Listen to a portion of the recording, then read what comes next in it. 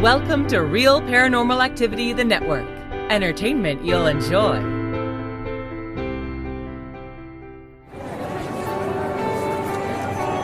You are listening to an RPA production, where people gather.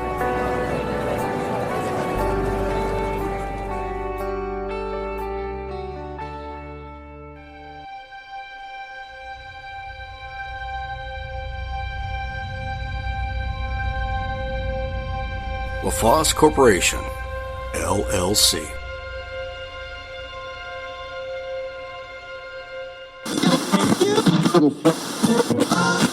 Hello, my Mysterians.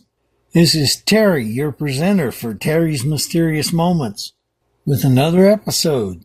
I want to talk about urban legends. This is just like a primer about urban legends, what they are and what kind of stories they are. Urban legends are sometimes called modern legends or urban myths, or simply just using the term legend. It's a genre of folklore concerning stories about an unusual and usually scary or humorous event that many people believe to be true, but largely aren't. These legends can be entertaining, but often concern mysterious peril or troubling events, such as disappearances and strange objects or entities. Urban legends may confirm moral standards. They may reflect prejudices or be a way to make sense of societal anxieties. In the past, urban legends were most often circulated orally at community gatherings or family gatherings or around the campfire, for instance. Now they can be spread by any media, including newspapers, mobile news apps, email, and most often social media.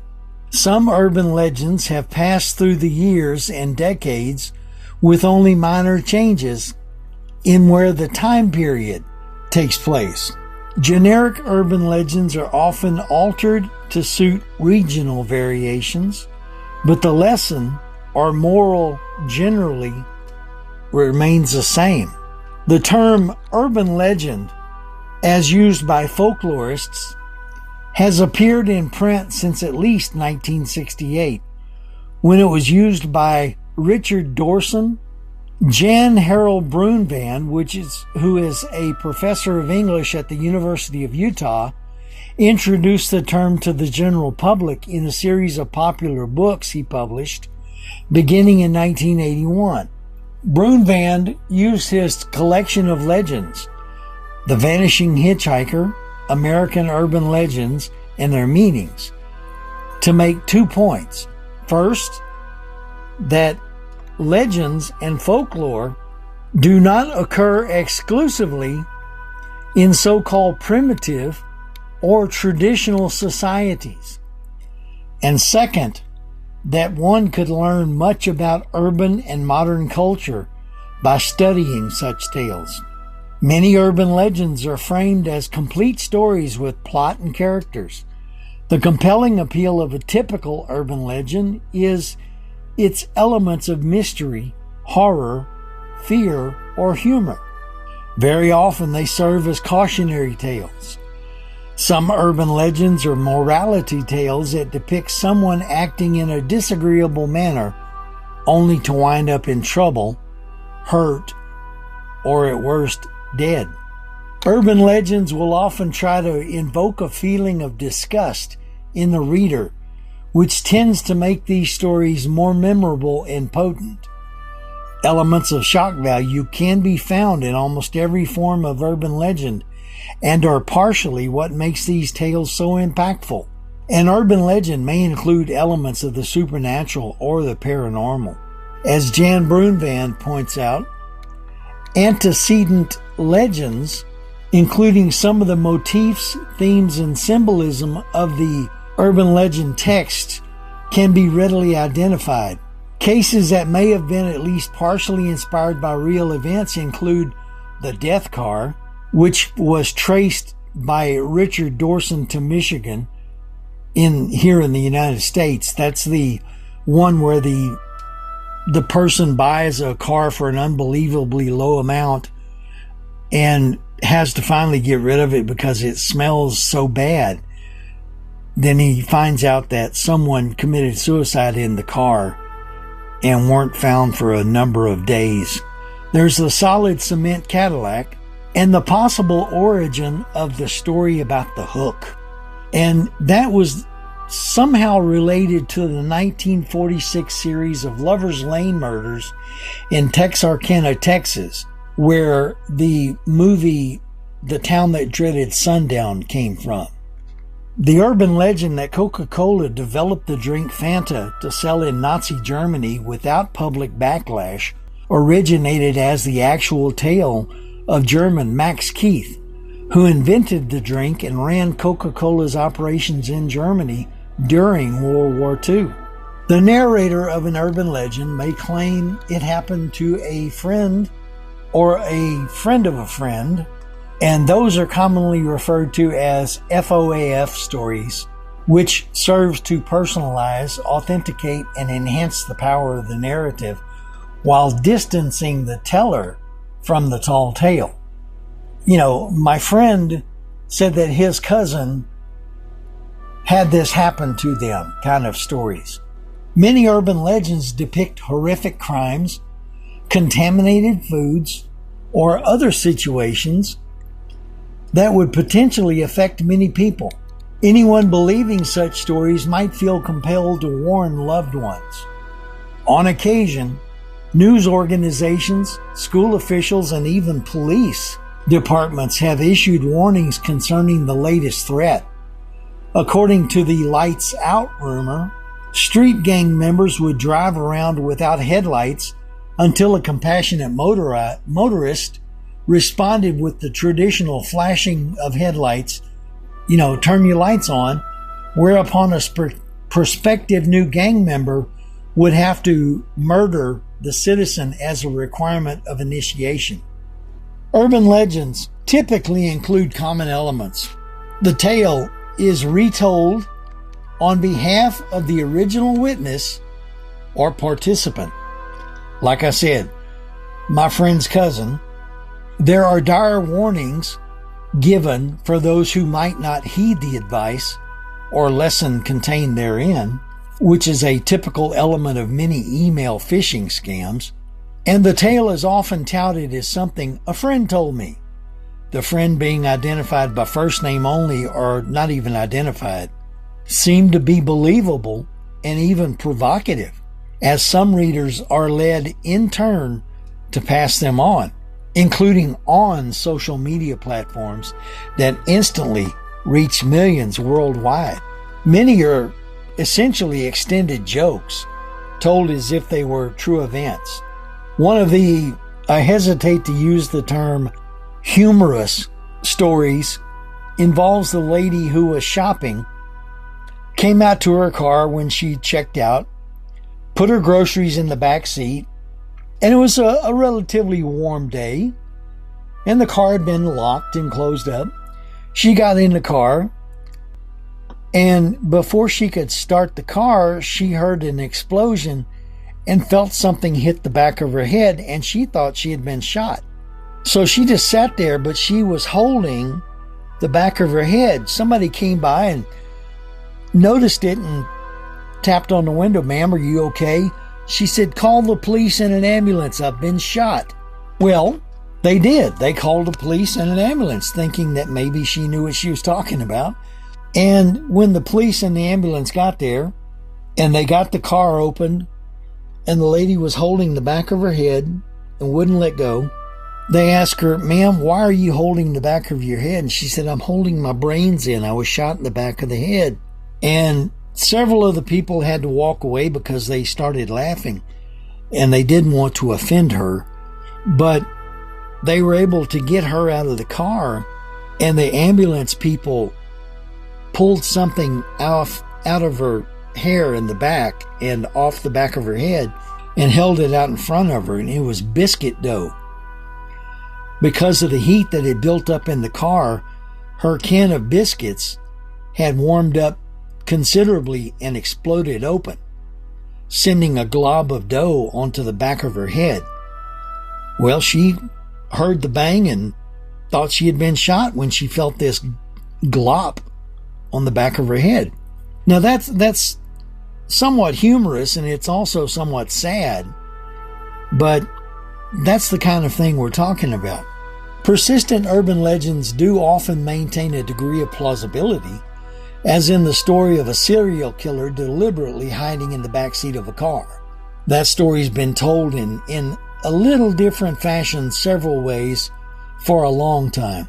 Another such example since the 1970s has been the recurring rumor that Procter & Gamble Company was associated with Satan worshipers because of details within its 19th century 57 trademark.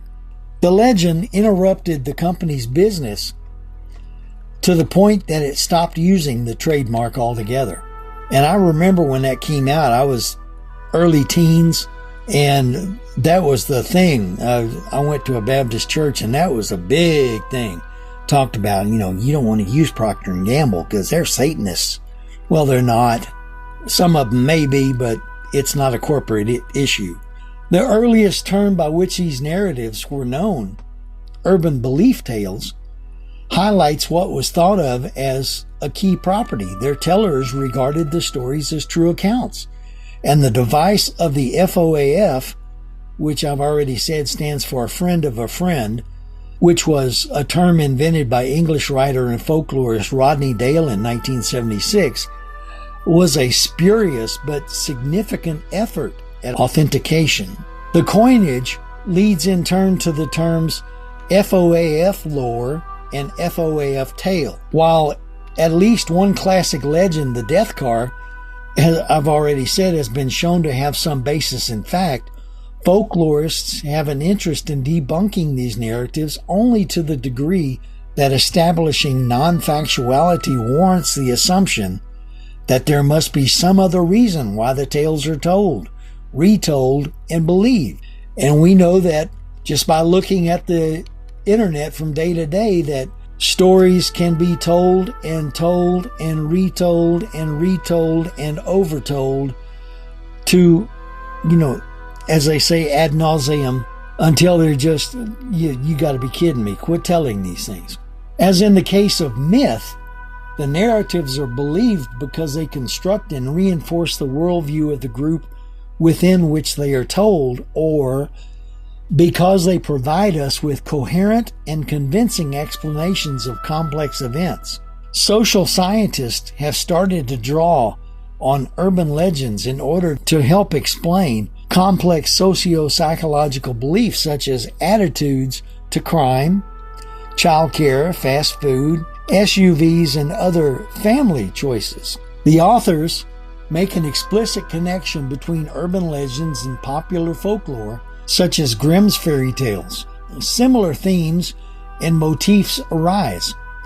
For that reason, it is characteristic of groups within which a given narrative circulates to vehemently reject claims or demonstrations of non-factuality. In other words, I believe this story is true. You can't tell me it's not, because I've talked to the people it happened to. An example would be the expressions of outrage by police officers who are told that adulteration of Halloween treats by strangers, which is the subject of periodic but seems to be lessening periodic moral panics, occurs extremely rarely, if at all. The internet has made it easier both to spread and to debunk urban legends.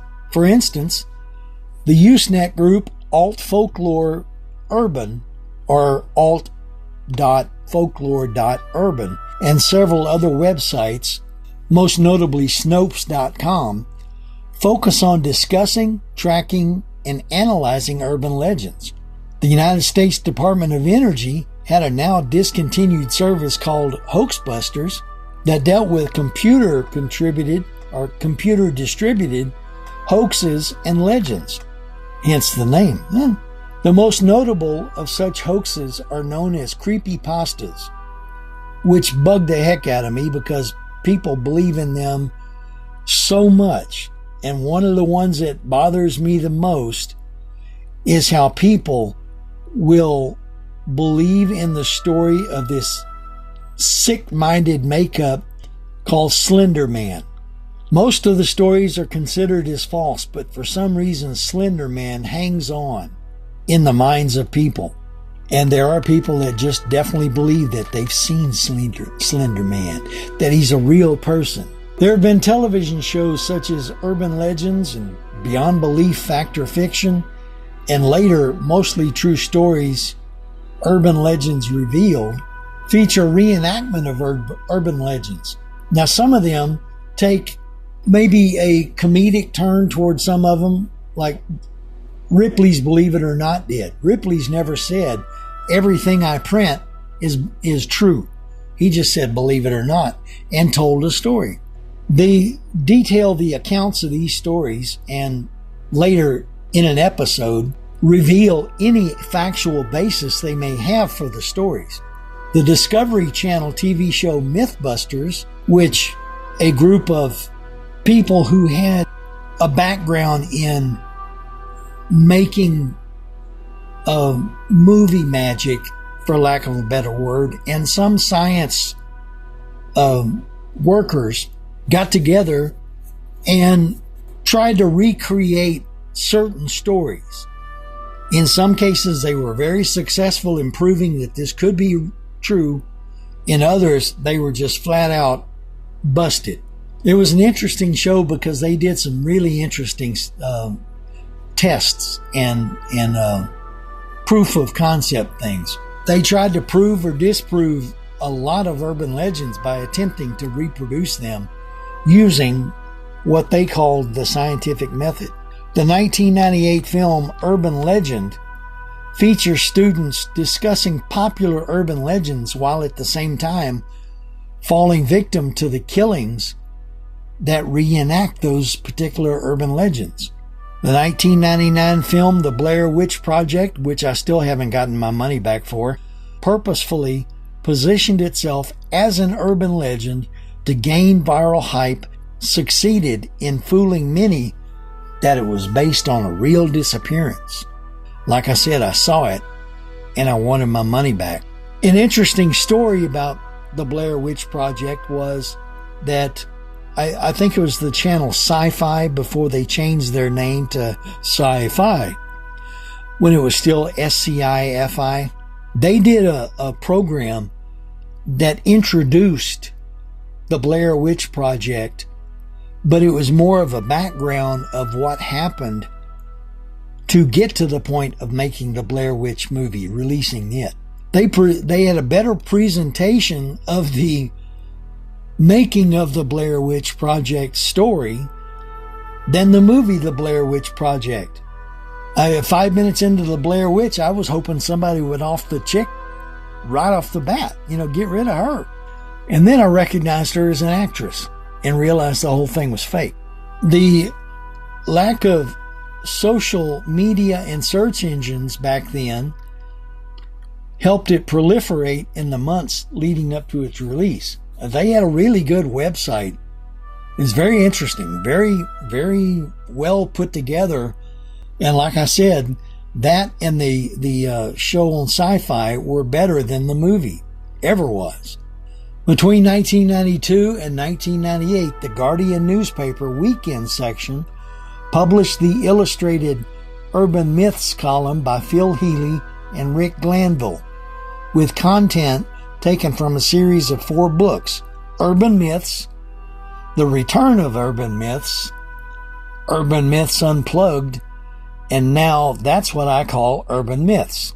The 1994 comics anthology, The Big Book of Urban Legends, written by Robert Boyd and Jan Harold Brunvan and Robert Loren Fleming, featured 200 urban legends displayed as comics, much like the way Ripley's Believe It or Not presented their stories. The British writer Tony Barrell has explored urban legends in a long-running column in the Sunday Times. These include the story that Orson Welles began work on a Batman movie in the 1940s, which was to feature James Cagney as the Riddler and Marlene Dietrich as Catwoman. The persistent rumor that the rock singer Courtney Love is the granddaughter of Marlon Brando, and the idea that a famous 1970s poster of Farrah Fawcett contains a subliminal sexual message concealed in the actress's hair. If it's the poster I'm thinking of, it wasn't in her hair. As with traditional urban legends, many internet rumors are about crimes or crime waves, either fictional or based on real events that have been largely exaggerated. Such stories can be problematic, both because they purport to be relevant modern news and because they do not follow the typical patterns of urban legends. Some legends are medical folklore, such as the claim that eating watermelon seeds will result in a watermelon growing in the stomach. I swallowed them, and I only look like a watermelon is growing in my stomach. Or that going outdoors just after showering will result in you catching a cold. Many old wives' tales have grown around the identification of ailments, real and imagined, and the recommended remedies, rituals, and homegrown medical treatments to treat them. Internet urban legends are those spread throughout the internet through Usenet or mail or recently through other social media. Facebook is really bad for it because you can say anything on Facebook apparently, except anything that offends the left. They can also be linked to viral online content. Some take the form of chain letters and spread by email, and chain letters are still illegal, directing the reader to share them or meet a terrible fate. And I really hate the messages that begin, "You gotta see this." No, I don't. Following a recognizable outline of hook, threat, and finally request. Paranormal urban legend stories usually involve someone encountering something supernatural, such as a cryptid, for instance, Bigfoot or Mothman, or other legendary creatures for which evidence is lacking, but which have legions of believers. Like, I've never seen Bigfoot, but I believe in him. Research shows that people experiencing sudden or surprising events, such as a Bigfoot sighting, may significantly overestimate the duration of the event. The thing about companies hiding hidden messages in their logos, such as the Procter & Gamble problem, it's just some people will see things and just go nuts. And it's like there's a video of a woman claiming to be a Christian who exposed Monster Energy for using the Hebrew letter Vav, which is what, a straight line or an I, forming the letter M. Now, I won't drink a Monster drink anyway because they're not good for you. To disguise the number 666, and it went viral on Facebook. Thus, the question begs to be asked, do urban legends have any basis in fact? Some do. Some usually don't. And do they have something important to tell us? Sometimes the moral bottom line is use your common sense. You know, they may just describe a weird situation, but you may find yourself in that situation one day or similar one, so just use your common sense. What are your thoughts about urban legends? Like I said, I think some of them are true. Some of them have a basis in fact, that is. And others are just, you got to be kidding me. Do you have nothing better to do with your time than make these stories up? Anyway, that's what we have for this week. That's Terry's Mysterious Moments for this week in March. I hope you folks have a good week. Come back next time for more Terry's Mysterious Moments. Be careful, and we'll talk to you later.